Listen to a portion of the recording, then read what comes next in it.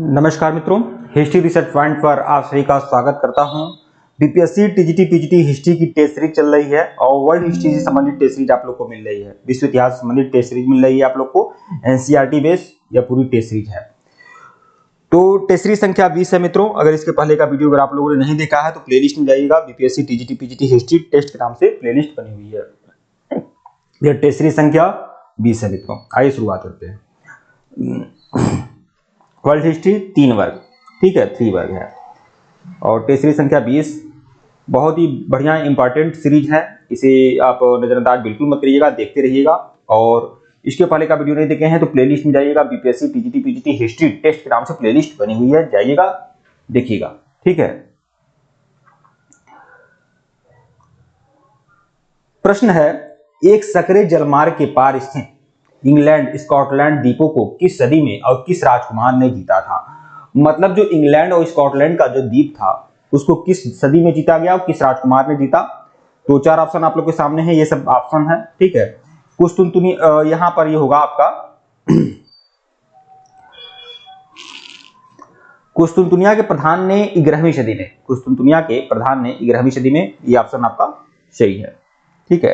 प्रश्न 2 देखिएगा, लॉर्ड का क्या कार्य होता है? लॉर्ड का कार्य है गांवों पर नियंत्रण करना, शिकार करते थे, कई गांवों के मालिक होते थे या उपरोक्त सभी? तो उपरोक्त सभी होगा, उपरोक्त सभी, ठीक है। लॉर्ड के सब सारे कार्य थे। प्रश्न 3 है, बड़ी जागीर में कितने परिवार हो सकते थे? जो लॉर्ड के पास जो जागीर होती थी उस जागीर में कितने परिवार हो सकते थे? तो 50 या 60 परिवार हो सकते थे, 50 या 60 परिवार, ठीक है। प्रश्न 4 है, नाइट ने लॉर्ड को क्या क्या वचन दिए? नाइट ने लॉर्ड को क्या क्या वचन दिए थे? युद्ध में लड़ने का वचन, मतलब नाइट जो होते थे वह लॉर्ड के अंतर्गत थे, ठीक है।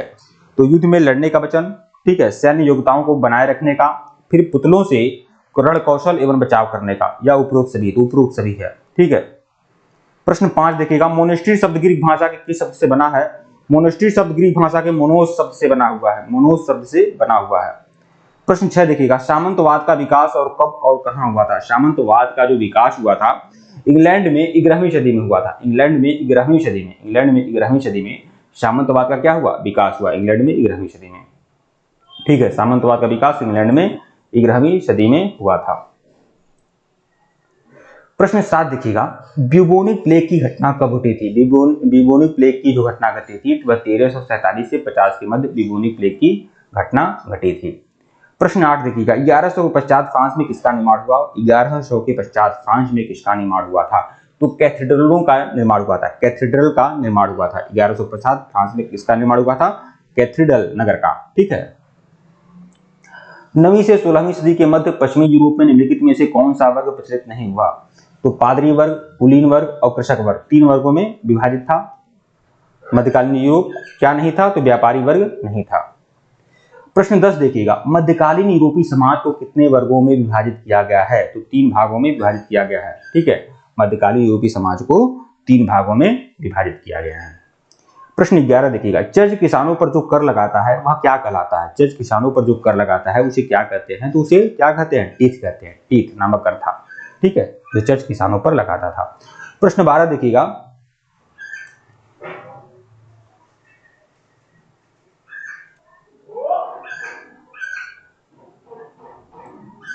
प्रश्न 12 है, कुलीन वर्ग को निम्नलिखित में से कौन सा विशेषाधिकार प्राप्त नहीं था? तो कुलीन वर्गों को कृषकों से बेगार लेने का अधिकार प्राप्त था, अपनी सेना रखने का अधिकार प्राप्त था, अपने सिक्के जारी करने का भी अधिकार था। जो भी कुलीन वर्ग थे, अभिजात वर्ग थे, इनको ये सब अधिकार प्राप्त था। लेकिन चर्च पर कर लगाने का अधिकार नहीं था। चर्च तो खुद कर लगाता था, तो चर्च पर ये कर नहीं लगा सकते थे, ठीक है। प्रश्न 13 देखिएगा, मध्यकालीन यूरोपीय समाज की अधिकांश जनसंख्या किस वर्ग से संबंधित थी? तो मध्यकालीन यूरोपीय समाज का पहला वर्ग जो था पादरी वर्ग, ठीक है, कुलीन वर्ग, फिर कृषक वर्ग, ठीक है, ये तीन ही वर्ग था, ठीक है। तो इसमें सबसे ज्यादा जो संख्या थी वह कृषक वर्ग की, लगभग 90% जो लोग थे वह कृषक वर्ग के थे, ठीक है। प्रश्न 14 देखिएगा, कृषक दासों पर निम्नलिखित में से कौन सा प्रतिबंध लगा हुआ था? जो कृषि दास थे, जो खेती करते थे, वह दास थे, उन पर कौन सा प्रतिबंध लगा हुआ था? वे सामंतों की अनुमति के बिना उसकी जागीर को नहीं छोड़ सकते थे, ठीक है, ये नहीं था। वे अपने पुत्र पुत्रियों का विवाह सामंत की अनुमति के बिना नहीं कर सकते थे, यह भी नहीं था। वे अपने स्वामी के अत्याचार होने पर उसके विरुद्ध कोई अपील नहीं कर सकते थे, तो यही होगा, ठीक है। प्रश्न 15, फ्यूड किस भाषा का शब्द है? फ्यूड जो है आपका जर्मन भाषा का शब्द है, जर्मन भाषा का शब्द है फ्यूड। देखिए यहाँ पर मैं जितना भी प्रश्न बता रहा हूँ ना, यह वर्ल्ड हिस्ट्री का बहुत ही मोस्ट इंपॉर्टेंट है ये एनसीईआरटी सीरीज, ठीक है।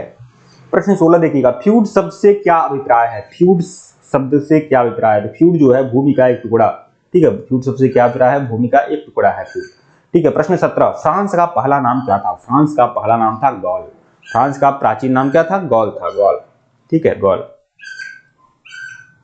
प्रश्न 18 देखिएगा, सोलोमन कहाँ का शासक था? तो सोलोमन जो था वो फ्रांस का शासक था, फ्रांस का शासक था सोलोमन, ठीक है। प्रश्न 19, पोप ने सोलोमन का पवित्र रोमन सम्राट की उपाधि से कब सम्मानित किया? पोप ने सोलोमन को पवित्र रोमन सम्राट की उपाधि से कब सम्मानित किया था? तो 800 ईस्वी में, 800 ईस्वी में किया था। पवित्र पोप ने सोलोमन को पवित्र रोमन सम्राट की उपाधि से कब सम्मानित किया था? तो 800 BC में किया था, 800 ईस्वी में। प्रश्न 20 देखिएगा, निम्नलिखित में से किस देश में सामंतवाद का सर्वप्रथम उदय हुआ? किस देश में सामंतवाद का उदय हुआ था? तो फ्रांस में, फ्रांस में सामंतवाद का उदय हुआ। फ्रांस में क्या हुआ? सामंतवाद का उदय हुआ। 11वीं सदी में नारमंडी के ड्यूक, 11वीं सदी में नारमंडी के ड्यूक विलियम ने इंग्लैंड के किस शासक को पराजित किया? 11वीं सदी में नारमंडी के ड्यूक विलियम ने इंग्लैंड के किस शासक को पराजित किया था? तो सैक्सन को पराजित किया था। 11वीं सदी में नारमंडी के ड्यूक विलियम ने इंग्लैंड के किस शासक को पराजित किया? सैक्सन को, सैक्सन को पराजित किया था, ठीक है। प्रश्न 2, हेस्टिंग्स की लड़ाई कब हुई थी? हेस्टिंग्स की जो लड़ाई हुई थी 1066 ईस्वी में हुई थी, 1066 ईस्वी में हुई थी। हेस्टिंग्स की लड़ाई कब हुई थी? 1066 ईस्वी में। प्रश्न 3, जर्मनी में सामंतवाद का प्रचलन कब हुआ? जर्मनी में सामंतवाद का जो प्रचलन हुआ है 14वीं सदी में हुआ है, 14वीं सदी में हुआ है। प्रश्न 4, जागीर के अंदर सर्वशक्तिशाली कौन था? जागीर के अंदर जो सर्वशक्तिशाली था वह लार्ड था, लार्ड, ठीक है। प्रश्न 5, लार्ड का आवास क्षेत्र क्या कहलाता है? लार्ड का जो आवास क्षेत्र है वह मेनर कहलाता है, मेनर।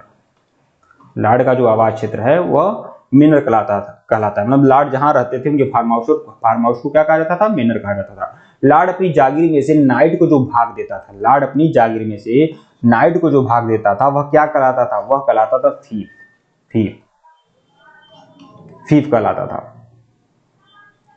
प्रश्न 7 देखिएगा, निम्नलिखित में से कौन सा सामंतवाद का गुण नहीं था? सामंतवाद का गुण कौन नहीं था? इसके अधीन शासनों का घोषणा किया गया। सामंतवाद का गुण क्या नहीं था? तो देखिए, इसने यूरोप में कानून एवं व्यवस्था की स्थापना की। सामंतवाद का गुण क्या नहीं था? इसने यूरोप में कानून एवं व्यवस्था की स्थापना की, यह गुण था। इसने निरंकुश राजतंत्र पर अंकुश लगाया, यह गुण था। इसने शूरवीरता की भावना को प्रोत्साहित किया, यह गुण था। क्या सामंतवाद का गुण नहीं था? इसके अधीन किसानों का घोर शोषण किया गया, इसके अधीन किसानों का घोर शोषण किया गया, यह सामंतवाद का गुण नहीं था।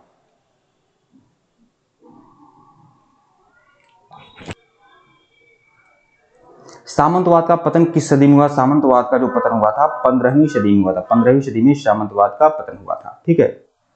प्रश्न 9 देखिएगा, सामंतवाद के पतन के लिए निम्नलिखित में से कौन सा कारण उत्तरदायी था? धर्म युद्धों का प्रभाव, राष्ट्रीय राज्यों का उत्थान, मुद्रा का प्रचलन, ये सभी था, मतलब उपरोक्त सभी। प्रश्न 10 देखिएगा, निम्नलिखित में से किसे यूरोप में काली मौत कहा जाता है? काली मौत कहा जाता है प्लेग को, प्लेग को यूरोप में क्या कहा जाता है? काली मौत, ठीक है। प्रश्न 11 देखिएगा, 1358 ईस्वी में फ्रांस के किसानों द्वारा सामंतों के विरुद्ध किया जाने वाला विद्रोह क्या कहलाता है? तो 1358 में फ्रांस के किसानों द्वारा, 1358 में फ्रांस के किसानों द्वारा सामंतों के विरुद्ध किया जाने वाला विद्रोह क्या कहलाता है? जैकरी विद्रोह कहा जाता है, जैकरी विद्रोह। मध्यकाल में निम्नलिखित में से कौन सा चर्च का कार्य था? निम्नलिखित में से कौन सा चर्च का कार्य था? तो धर्म विद्रोहियों के विरुद्ध मुकदमे चलाना, धर्म विद्रोहियों के विरुद्ध। मध्यकाल में निम्नलिखित में से कौन सा चर्च का कार्य था? चर्च का कार्य क्या था? तो धर्म विद्रोहियों के विरुद्ध मुकदमे चलाना ही चर्च का कार्य था। प्रश्न 13, चर्च का सर्वोच्च अधिकारी कौन था? चर्च का जो सर्वोच्च अधिकारी था पोप था, पोप क्या था? चर्च का सर्वोच्च अधिकारी था। प्रश्न 14, पोप का निवास स्थान कहाँ है? पोप का निवास स्थान रोम में है। पोप का निवास स्थान कहाँ है? रोम में है, रोम में है।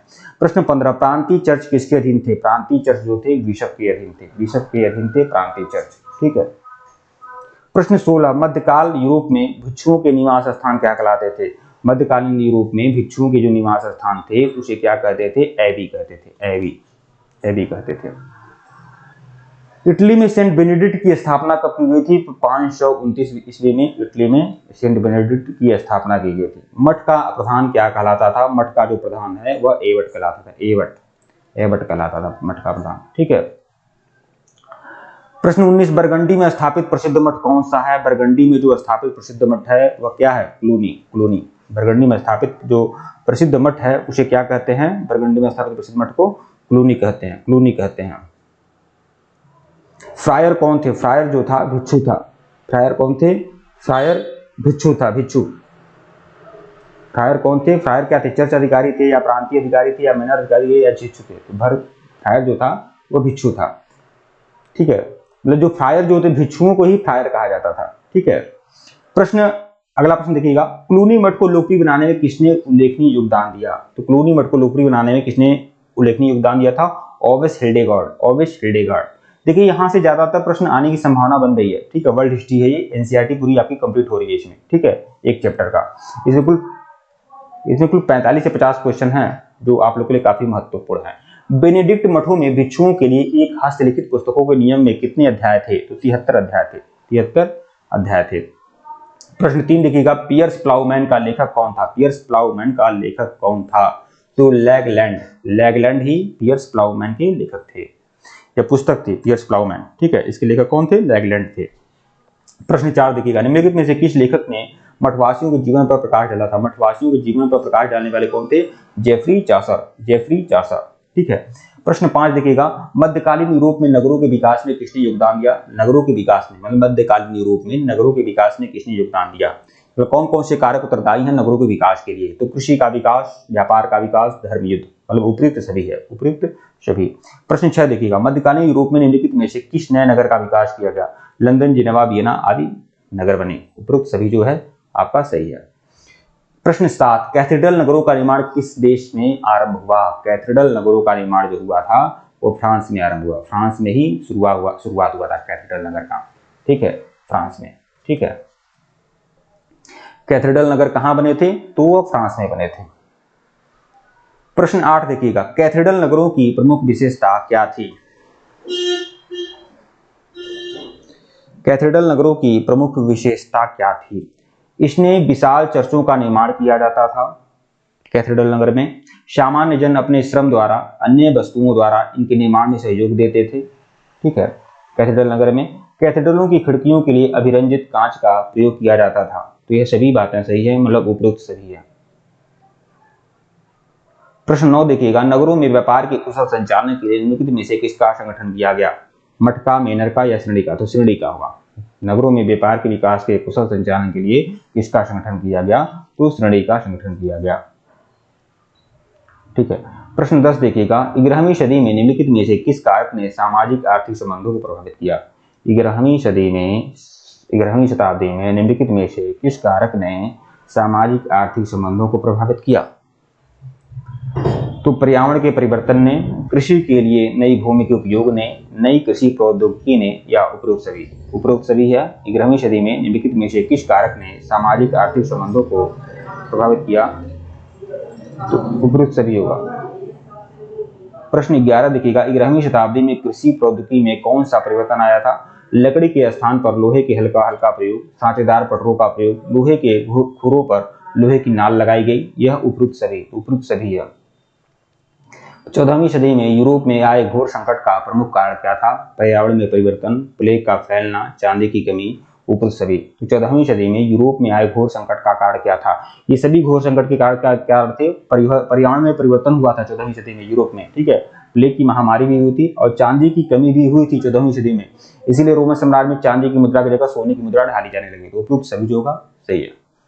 प्रश्न 13, काली मौत का प्रथम लक्षण यूरोप में देखने को मिला है? तो काली मौत का जो पहला लक्षण देखने को मिला है 1347 में मिला है। ठीक है, और काली मौत किसे कहते थे यूरोपवासी? प्लेग को। ठीक है।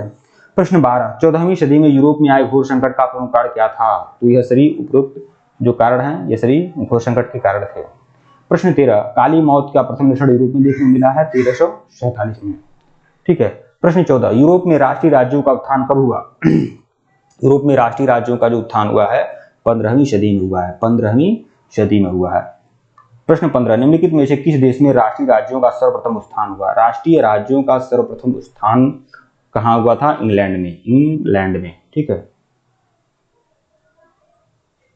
ठीक है मित्रों, वीडियो को लाइक और चैनल को सब्सक्राइब करेगा। टेलीग्राम ग्रुप को ज्वाइन करेगा, लिंक डिस्क्रिप्शन में दिया गया है। अगर इसके पहले का वीडियो नहीं देखे हैं तो प्लेलिस्ट में जाइएगा, BPSC TGT PGT history test के नाम से प्लेलिस्ट बनी हुई है, जाइएगा देखिएगा। और यह टेस्ट सीरीज संख्या 20 थी मित्रों, और यह इसमें कुल आपके 50 क्वेश्चन हैं, 50 प्रश्न हैं, रामबाण प्रश्न है। ठीक है, और ऐसे ऐसे करके मैं कम से कम कोशिश करूंगा 700-800 प्रश्न इंपॉर्टेंट जो वर्ल्ड हिस्ट्री के हैं वो आप लोग को मिल जाए। ठीक है, ठीक है मित्रों, धन्यवाद आप लोग को। और जितना वर्ल्ड हिस्ट्री में पढ़ा रहा हूं, बता रहा हूं, ध्यान रखिएगा, यहां से ज्यादा प्रश्न देखने को मिलेंगे आपको। धन्यवाद आप लोग को।